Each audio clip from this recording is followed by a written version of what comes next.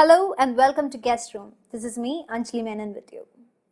As we are all aware about the rate of breast cancer considerably increasing, today we have with us a professor who could give us more knowledge about breast cancer and how we can protect ourselves from it. Let's welcome Professor William Gardishal from Chicago to the show. Hello, sir. Thank you very much. As you're doing your researches on adjuvant therapy, we would like to know what exactly is adjuvant therapy. Well, adjuvant therapy really refers to medications or in general, more generally, treatments that we give after the primary therapy of a cancer. So in the case of breast cancer, what we're really talking about is after a woman undergoes either a mastectomy or lumpectomy, it usually takes the form of chemotherapy drugs or anti-hormonal therapy drugs that are given in an effort to eliminate microscopic disease that might still remain and put a woman at risk for the disease coming back. Okay. Is breast cancer a hereditary disease? Breast cancer is hereditary with certainty in a very small fraction of women.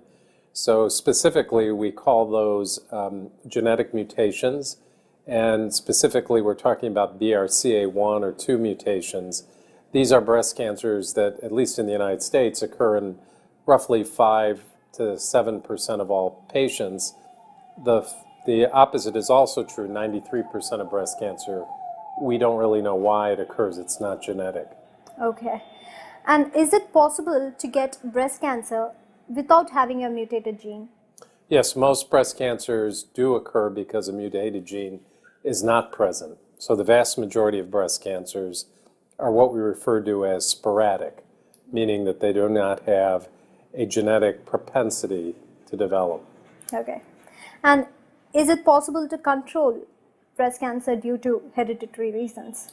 We approach breast cancer, whether it's hereditary or whether it's sporadic, in much the same way. So a woman that's diagnosed with breast cancer needs to have a primary surgery on her breast, and then a decision is made about whether or not she needs additional therapy.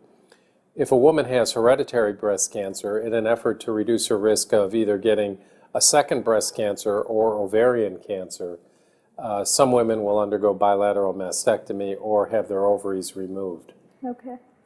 So, could we overcome breast cancer by changing our lifestyle? I think that what we do know is that women who, and again, this is an experience that I think is worldwide, even though I come from the United States, we've seen that breast cancer incidence increases as Western lifestyles are more adopted. So for instance, when Japanese people, specifically women, started to adopt Western lifestyles that include different foods, gaining weight, etc., less exercise, the risk of breast cancer increased. So it's been seen that in westernized countries, the more that you adopt sometimes not good lifestyle, that your risk of breast cancer also increase. So I think for any woman, whether they're in India, the United States, or Japan, if they exercise, maintain ideal body weight, avoid excessive exposure to estrogen, they will reduce their risk of developing the disease. How can we protect ourselves from breast cancer? Well, I think doing those things I suggested, that things that you as an individual can control to a degree is your weight, your diet, the amount of exercise you do, the amount of alcohol you consume. All those things are an individual is able to control. I think that in countries where you have an ability to do mammography proactively and screen, you have an ability to identify cancers, if present, when they're early and curable. So those are things that you could do. So what is the role of mammography screening? Mammography screening has become widely adopted, obviously in the United States and across Europe to a large degree. And what's been found is that in countries where screening is done, it can be argued whether it should start at 40, whether it should start at 50, how often it should be done. But where it has been done on a regular basis, you do clearly reduce the risk of dying of breast cancer. Okay. And what are the reasons for the increase in the number of breast cancer patients? Well, again, part of it may have to do with places that have adopted a Western lifestyle. There's an increased risk.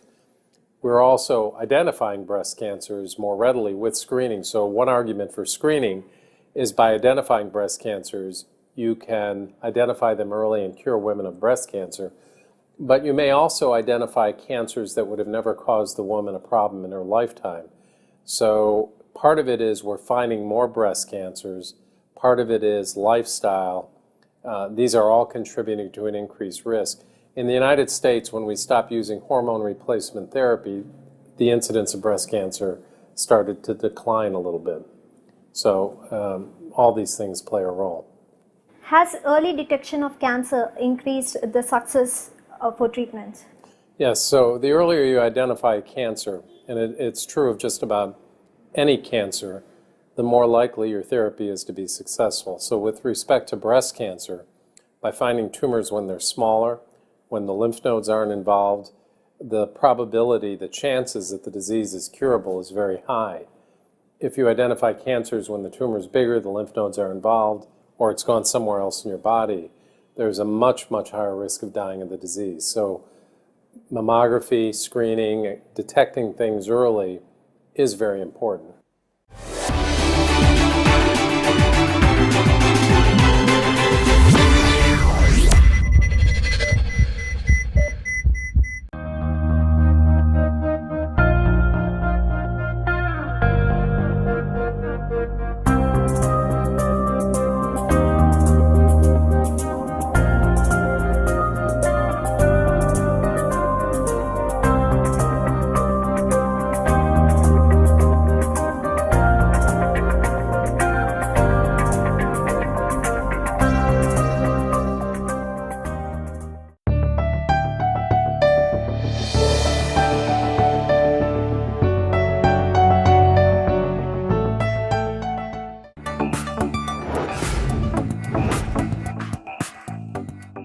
What is your opinion in taking antioxidants as a preventive measure? Well, there's many things that people do. There's not a lot of data that convincingly tells us that those sorts of things are going to be protective. People have tried changing their diet, they've taken antioxidants, they've taken herbal medications. The data to support their use is pretty limited. Probably won't harm you, but how much good it's going to do is unclear. It is said that Ayurveda is having a lot of antioxidants in it. So, can Ayurvedic medicines be used as a preventive measure? I would suggest that before we knew that it was effective, you would have to do an enormous trial with probably thousands of women. One group gets it, one group doesn't, and then see how many breast cancers develop. Tamoxifen, which is a drug we use for that purpose, we only validated that it was indeed effective by enrolling, 10,000 women and following them for many years. So it's hard to say without doing that kind of enormous trial. Probably won't harm you, but whether it helps, I don't know. What are the latest advanced technologies which you have been doing in the treatment side? So with respect to treatment, we now have a disease, breast cancer, which is not one disease, but many different diseases. And we have an effort to try and identify therapies that work for each type of different breast cancer. So some breast cancers are highly sensitive to anti-hormonal therapy. Some are more affected by chemotherapy. There are certain tumors that are what we call HER2 positive. They in turn are benefited by drugs like Herceptin or pertuzumab. So we have different therapies that are very precise in their effectiveness depending on the kind of cancer it is. Can you tell something about the nanotechnologies which you use in the therapy? Sure. So right now, nanotechnology is a concept that we don't broadly use day to day, but it's one of great interest around the world. And the idea is actually to develop medications that can more effectively get to where they need to go and also limit the side effects that are associated with those medications.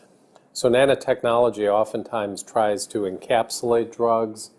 Nanotechnology is also being used as a way of detecting cancers earlier.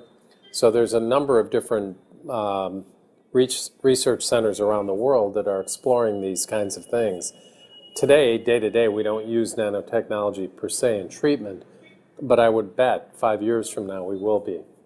Is it actually needed to remove both the breasts if one is affected?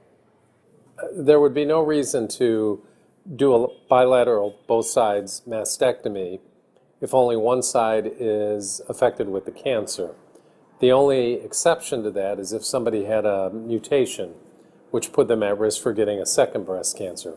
But otherwise, we try to do breast preservation whenever we can. Can you describe the treatments and methods used in radiation therapy? Well, there are a variety of different methods that can be used. The most common type of radiation is called external beam radiation. A woman who undergoes a lumpectomy removes the tumor, but the breast is intact. But to decrease the risk that the patient would develop a recurrence in the breast, radiation therapy is usually given over several weeks. There are variations where radiation can be given in a more concentrated way over a shortened period of time. There are also newer technologies that allow intraoperative radiation therapy, so the tumor is removed while the patient's while she's having the tumor removed, the radiation is actually administered at that time, and that's it. So there are a variety of different technologies that are utilized in this setting. Any woman who gets a lumpectomy gets radiation. Some women who have a mastectomy still require radiation, and that's based on how big the tumor is, how many lymph nodes are involved. But all of that is meant to reduce the risk that the disease would ever come back again. Okay.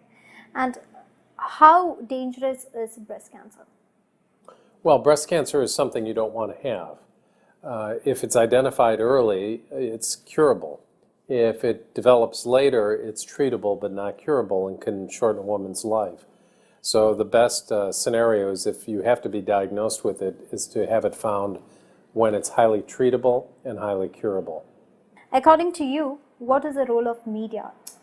Well, the media, I think, plays an important role because it's the means by which many people in the population get their education, whether it's in India, the United States, China, or any place else. They don't read medical journals. Some people don't go to the doctor, but they do watch TV. So I think that, or they read a newspaper sometimes. So I think that education that can be provided to patients in a way that they can understand and that interests them will hopefully lead to a better healthcare outcome. Okay. Thank you, sir. Thank you welcome. for spending your valuable time with us. Thank you. Hope we meet soon. Thank you.